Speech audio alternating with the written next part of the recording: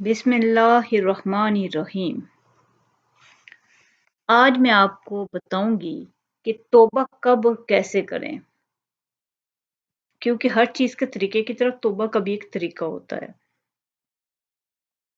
ہوا کیا تھا، آدم نے جب شیطان کی بات سن کر نافرمانی کی تو اب اس غلطی کے بعد کسی صورت میں وہ جنت میں نہیں رہ سکتے تھے، کیونکہ ان کا نظام ہی تبدیل ہو چکا تھا۔ ایسی چینجز ہو چکی تھی کہ ان کو زمین پر بھیجنا تھا اللہ نے اب، کیونکہ اس کے بعد وہاں رہنا ناممکن تھا۔ جب ان کو زمین پر بھیجا گیا تو وہ بہت روئے، اس بات پہ نہیں روئے کہ وہ ان سے جنت چھن گئی تھی، وہ اس بات پہ رو رہے تھے کہ اللہ رب العالمین نافرمانی کی وجہ سے ناراض ہو گئے۔ تو ان کا معافی مانگنے کا طریقہ تو سمجھ نہیں آ رہا تھا، لیکن وہ بہت حسرتوں کا شکار ہو کر حیران پریشان پھر رہے تھے، روتے جاتے تھے کہ وہ بس چاہتے تھے کہ ان کا رب واپس ان سے راضی ہو جائے۔ تو ان کے پاس لفظ نہیں تھے، خیال نہیں ترتیب پا رہے تھے کہ کیسے میں معافی مانگوں، اللہ کو راضی کرنے کے لیے میں ایسا کیا کروں۔ اب اللہ کو خود ان پہ رحم آ گیا، اور اپنے بندے سے اللہ کو بڑی محبت ہے، تو خود اللہ نے ان کو کلمات توبہ سکھا دیے۔ اب دیکھیں، اللہ نے انسان کو پیدا کیا ہے تو کیسے پیدا کیا ہے؟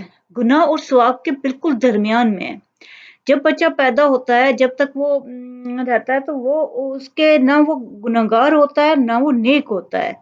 تو اللہ تعالیٰ نے انسان کو گناہ اور ثواب کے بالکل درمیان میں پیدا کیا اور بالکل درستگی پر بھیجا ہے۔ آپ کسی بھی بچے کو دیکھ لیں، کبھی وہ غلط کام کو غلط ہی کہے گا، صحیح نہیں کہے گا۔ اور یہاں تک کہ آپ اسے جھوٹ بولنے کو کہیں گے، وہ کہے گا نہیں ایسے نہیں ہوا، ایسے ہوا ہے۔ یہ بچہ تقوی پر الہام، اللہ نے ہر انسان کو تقوی الہام کیا ہوا ہے، اچھے خیالات دے کر بھیجا ہے اس کو۔ اب اگر وہ اچھے خیالات کو برے خیالات سے نہیں بدلتا، اسی پہ رہتا ہے، تو وہ نیکی کے کام کرتا جاتا ہے۔ لیکن جیسے جیسے انسان برے خیالات جنم لیتے ہیں اور شیطان وسوسے ڈالے گا، شیطان مختلف طریقے سے اس کے خیالات کو خراب کرے گا، وہ کر نہیں سکتا، وہ صرف اس کو وسوسے دے گا۔ لیکن اگر انسان اس کی بات نہیں مانے گا اور اچھے پہ قائم رہے گا تو وہ کامیابی کی طرف چلتا رہے گا۔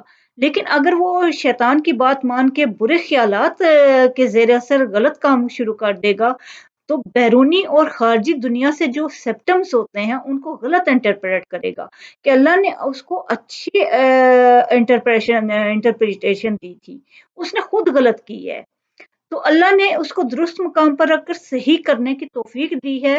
اس کے باوجود اگر وہ غلط کرتا ہے، غلط سمت کی طرف چلنا شروع کر دیتا ہے، دیکھیں وہ درمیان میں تھا، ایک طرف غلط سمت ہے اور ایک طرف صحیح سمت ہے۔ جو اللہ نے اس کو تقوی الہام کیا ہوا ہے وہ اس کو صحیح سمت کی طرف لے کے جائے گا۔ لیکن اگر وہ غلط سمت کی طرف چلتا ہے، گناہ کے کام کرتا ہے، تو جتنا سٹیپس اس کی طرف چلے گا، گناہ کے کام کرے گا، وہ اتنا ہی ہر سٹیپ میں ایک خسارے کا شکار ہوتا جائے گا۔ آپ لوگوں نے دیکھا ہے نا کہ کچھ لوگ کہتے ہیں آخر میں وہ دلدل میں پھنس گئے ہیں۔ وہ کیسے پھنسے ہیں؟ وہ ایسے ہی خسارے گناہ کے کام کرتے چلے جاتے ہیں، کرتے چلے جاتے ہیں، اور ایک وقت آتا ہے کہ وہ خسارے سے نکل ہی نہیں سکتے۔ تو یہ گناہ اور جو کے کام ہیں وہ انسان کو نقصان میں لے جاتے ہیں، گلٹ میں چلا جاتا ہے انسان۔ اب اگر وہ واپس بیلنس کی طرف آنا چاہتا ہے، وہ چاہتا ہے کہ سب کچھ ٹھیک ہو جائے، تو اب تو پھر اس کو طریقہ اختیار کرنا پڑے گا۔ اللہ نے قرآن میں گناہ کی بجائے کون سا لفظ استعمال کیا؟ خسارے کا۔ دیکھیں جب حضرت آدم علیہ السلام کو اللہ نے دعا توبہ کے الفاظ سکھائے تو کیا کہا کہ مجھ سے کن الفاظ میں توبہ کروں، میں توبہ قبول کروں گا؟ ربنا ظلمنا انفسنا وَإِن لَّمْ تَغْفِرْ لَنَا وَتَرْحَمْنَا لَنَكُونَنَّ مِنَ الْخَاسِرِينَ۔ سورہ اعراف میں ہے 23 آیت۔ ربنا ظلمنا، اے ہمارے رب ہم نے ظلم کر دیا ہے۔ کس پہ ظلم کیا؟ ہم نے خود انفسنا، اپنی جانوں پر ظلم کر دیا ہے۔ وَإِلَّمْ، اور اگر تم ہمیں تغفر لنا، معاف نہیں کرے گا ہمیں، وَتَرْحَمْنَا، اور ہم پہ رحم نہیں کرے گا۔ دیکھیں صرف معافی نہیں کہہ رہے، اللہ میاں ساتھ کیا سکھا رہے ہیں کہ معافی کے ساتھ کیا مانگو؟ رحم بھی مانگو مجھ سے۔ لَنَكُونَنَّ مِنَ الْخَاسِرِينَ، تو ہم کس میں سے ہو جائیں گے؟ نقصان اٹھانے والوں میں سے، خسارہ اٹھانے والوں میں سے ہو جائیں گے۔ اگر تم ہم پہ رحم نہیں کرو، معاف نہیں کر کے رحم نہیں کریں گے اللہ میاں آپ، تو میں کس میں سے ہو جائیں گے؟ خسارہ اٹھانے والوں میں سے، نقصان والوں میں سے۔ تو اب اللہ تعالیٰ کیا بتا رہے ہیں کہ یہ جو گناہ ہے یہ آپ پہ اپنی جانوں پہ ظلم ہوتا ہے، تو آپ خسارے میں چلے جاتے ہو، نقصان میں چلے جاتے ہو اس سے۔ تو کیا کرو اس کے لیے؟ توبہ کرو۔ تو اب اللہ تعالیٰ نے خود آدم کو توبہ کے الفاظ سکھائے اور ان الفاظ سے توبہ کرنے کو کہا ہے۔ اگر وہ انسان اللہ سے توبہ کرتا ہے تو اللہ معاف بھی کر دیتا ہے، کیونکہ اللہ نے خود جب توبہ کرنے کو کہا ہے تو کیا وہ اپنی بات کو رد کر دے گا؟ وہ خود کہتا ہے کہ وہ توبہ قبول کرے گا۔ وَقَالَ رَبُّكُمُ ادْعُونِي أَسْتَجِبْ لَكُمْ And your Lord says, call upon me, I will respond to you. کہ مجھے پکارو، میں تمہاری پکار کا جواب دوں گا، میں تمہاری مدد کروں گا۔ اللہ تعالیٰ تو خود کہہ رہے ہیں کہ وہ انسان کو مدد کریں گے، وہ اس کی پکار کا جواب دیں گے۔ تو یہ کیسے ہو سکتا ہے کہ انسان اللہ سے معافی مانگے تو وہ نہ اس کے خسارے کو دور کرے؟ اب ہوتا کیا ہے کہ خسارہ، جو گناہ کوئی بھی ہوگا وہ خسارہ ہی پیدا کرے گا، نقصان ہی پیدا کرے گا۔ اور یہ نہیں ہوتا کہ نقصان اور خسارہ صرف مالی ہو۔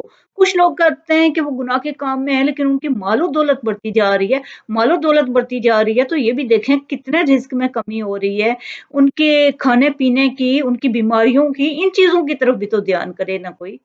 توبہ وہ واحد شے ہوتی ہے جو انسان کے خسارے کو ختم کر دیتی ہے۔ توبہ اللہ میاں ہر صورت میں قبول کرتا ہے، اور اگر انسان یہ سوچے کہ اس کی توبہ قبول نہیں ہو رہی تو یہ اللہ تعالیٰ پہ اس کا شک ہو جاتا ہے، جو کہ اللہ معاف نہیں کرے گا، کیونکہ اللہ نے خود توبہ کے الفاظ سکھائے، وہ اپنے الفاظ کو کبھی رد نہیں کرتا۔ تو آدم کو غلطیوں کے بعد اللہ نے یہی کہا کہ تم توبہ کرو، تمہارا خسارہ دور ہو جائے گا۔ اور انسان کے پرسکون رہنے کے لیے ضروری ہے کہ انسان توبہ کرے، اللہ سے مایوس کبھی نہ ہو، بلکہ معافی مانگ کر صحیح راستہ اختیار کرے۔ اگر انسان کتنا ہی برائی میں مبتلا ہو جائے تو یہ سمجھے گا کہ میں تھک گیا ہوں اب، تو اللہ تعالیٰ یہی کہے گا لا تقنطوا من رحمت اللہ، میری رحمت سے نا امید نہ ہونا۔